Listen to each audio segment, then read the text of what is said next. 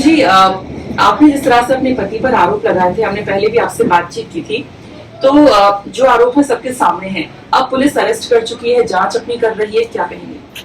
सबसे पहले तो सभी दर्शकों को मेरा नमस्कार प्रणाम, और गिरी जी को, पिंकी भैया को, और सबसे पहले तो तहे दिल से शुक्रिया। उत्तर प्रदेश की पुलिस को बहुत बहुत धन्यवाद करती हूँ कि उन्होंने एक लड़की के साथ, ना कि एक फीमेल के साथ, हमारे इस देश में इस तरह के लोग, धोखेबाज लोग, आप जैसे कि आप बता रही हैं, आप बोल रही हैं, और सच्चाई ये है कि वो मेरा धोखेबाज पति है। उसको मैं धोखेबाज बोलूंगी। उसने धोखा किया, मेरे साथ छल किया, उसके परिवार ने धोखा किया, और आज अपने धोखे की वजह से वो जेल की सलाखों में है। सच्चाई ये है, और मुझे पूरा भरोसा है, पूरी उम्मीद है। पिंकी भैया पे मैं बहुत भरोसा करती हूँ, गिरी भैया पे।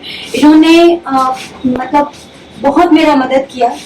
मेरे पास कोई रास्ता नहीं था, गिरी जी ने कॉल किया, गिरी जी ने मेरा हाल पूछा और पिंकी भैया के पास लेके आए, और तभी ये चीजें पॉसिबल हो पाई। और आज मिराज जेल में है अपने धोखेधड़ी की वजह से, और आज भी वो सच स्वीकारने में, उसका परिवार सच स्वीकारने में थोड़ी सी भी लाज शर्म उन लोगों के अंदर नहीं बची है।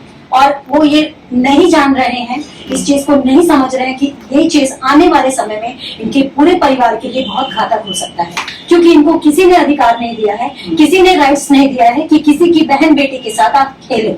मैं सच्ची हूँ, मैं सामने खड़ी हूँ। आप क्यों भागे? आपने जानवर बताया, रिश्ते की इनके साथ जानवरों वाला लगाव था। मुझे बताइए, जानवर को लेके एक ही होटल में, एक ही रूम में कौन रहता है ना? मैं इनके मतलब मुझे नहीं बोलना चाहिए, बट मैं इनके पिताजी से बोलना चाहूंगी, जो ससुर लगेंगे मेरे, अख्तर मियां, 8-8 बच्चे जन्म देना जानते हैं, क्या उनको सच बोलने की हिम्मत देना नहीं जानते हैं? हाँ बिल्कुल, जो पटना में मनी महाराज ने एक पीसी की थी, उसको मैंने खुद भी सुना, जिसमें वो ये कहते नजर आ रहे हैं कि मतलब लग रहा था उनकी की शादी का उनका जैसे कोई इरादा ही नहीं था। उनका कहना था कि आपके घर वाले नहीं मानेंगे, और कहीं ना कहीं हम लोग साथ में काम करते थे, अगर लगाव हो गया था, इसका मतलब ये थोड़ी ना कि हम शादी कर लेंगे। तो एक रिकॉर्डिंग बहुत तेजी से वायरल हुई है, और एक बीएम न्यूज करके चैनल है, आप उसके सर्च कर सकते हैं।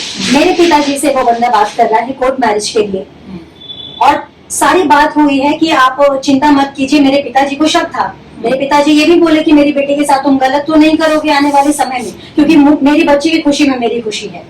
उन्होंने ये शब्द बोला।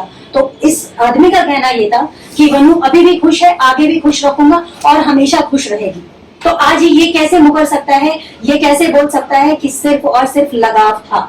तो मतलब आप लोगों की जो बातचीत थी कोर्ट मैरिज तक आ गई थी। एक तरफ तो आप लोग पहले से ही मतलब शादी करके घर में रह रहे थे जी, आपने 4 दीवारी के अंदर शादी कर ली, कोर्ट मैरिज भी करनी थी, लेकिन कोर्ट मैरिज के दिन, क्योंकि जो पीसी मैंने सुनी है तो उसमें तो साफ साफ पलट रहे हैं कि सिर्फ लगाव था और कुछ नहीं था। लगाव तो जानवर तो मैं तो कहती हूँ कि मेरी हाथ जोड़ के रिक्वेस्ट है सारे मीडिया कर्मी से, बिहार की मीडिया कर्मी से, जो बिहार से लोग देख रहे हैं।